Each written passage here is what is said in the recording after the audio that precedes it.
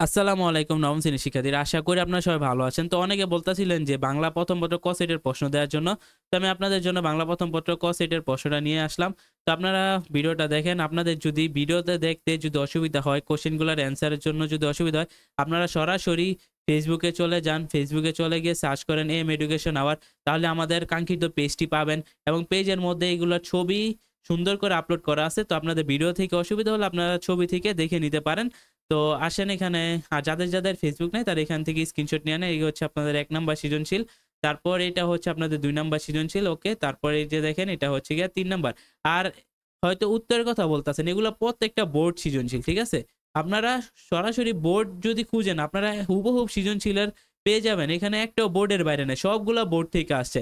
আপনারা প্রত্যেকটা অধ্যায়ে যেমন এটা প্রবাস বন্ধু অধ্যায়। তো আপনারা প্রবাস বন্ধু অধ্যায়ে যাবেন, আপনাদের গাইডটা খুলবেন, বোর্ডগুলা খুঁজবেন, তাহলে আপনাদের সৃজনশীল 100% ম্যাচ করব।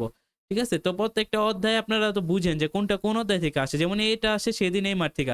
তো আপনারা সেদিন এই মাঠে যদি যান তাহলে আপনাদের বোর্ডে যেই সৃজনশীলগুলো আসে ওইগুলা চেক করার পরে আপনারা বুঝতে পারবেন যে এখানে কতটুকু মিলে। আপনাদের এখান থেকে 100% মিলবে। তো আপনারা প্রশ্ন প্লাস উত্তর দোনোটাই পেয়ে যাবেন। তারপর দেখেন এই হচ্ছে আপনাদের ৬ নাম্বার সৃজনশীল।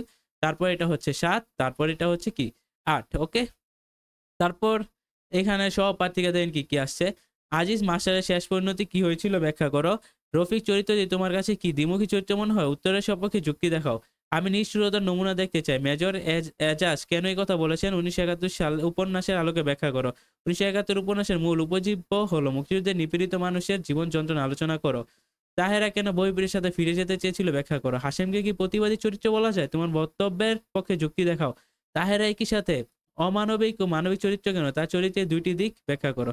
বিপর্যস্ত হাতেম আলী সব হারাতে বসলো, ব্যক্তিত্ব হারাতে দেয়নি। বইপির নাটকের উদ্ভূত পরিস্থিতিতে বক্তব্যটি সত্যতা যাচাই করো। তো গাইস, আশা করি আপনাদের ভিডিওটা হেল্পফুল। আজকের ভিডিওটা এই পর্যন্ত ছিল। ভালো লাগলে একটি কমেন্ট করে যাবেন। আল্লাহ হাফেজ।